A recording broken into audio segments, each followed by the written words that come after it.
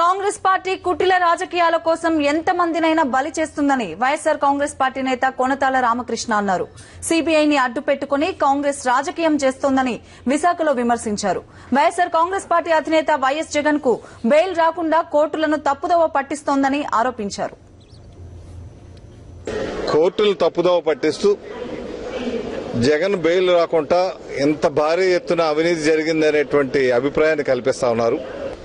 కేవలం తప్పుడుగా చెప్పి వక్రీకరించి వాస్తవాల్ని సీబీఐ కేవలం ఒక కాంగ్రెస్ పార్టీ ఏజెంట్గా రాజకీయ కక్ష సాధింపుగానే ఈ కార్యక్రమం అంతా జరుగుతూ ఉంది. ఎప్పుడో రాజీనామా చేస్తే అప్పుడు ఆమోదించకుండా 7 మాసాలు అట్టే పెట్టుకుని ఇప్పుడేమో కేవలం జగన్ గారు బెయిల్ రాకూడదు కాబట్టి మంత్రుల చేత కూడా రాజీనామా చేయాలి అంటే కాంగ్రెస్ మంత్రులనే వీళ్ళు ఉదారంగా వాళ్ళు క్షమించకుండా వాళ్ళు తీశారు పదవులు అనే అభిప్రాయాన్ని కల్పించడానికి మాత్రమే చేస్తున్నారు తప్పితే కాంగ్రెస్ మంత్రుల్ని బలివ్వడానికి అధికారులను బలివ్వడానికి వాళ్ళ రాజకీయ క్రీడలో ఎవరిని బలివ్వడానికైనా సిద్ధంగా ఉంది కాంగ్రెస్ పార్టీ. ఇది చాలా దురదృష్టకరమైనటువంటి పరిణామం. తెలుగుదేశం కాంగ్రెస్ పడినటువంటి కుట్రలో భాగంగా ఇటువంటి జరుగుతున్నాయి.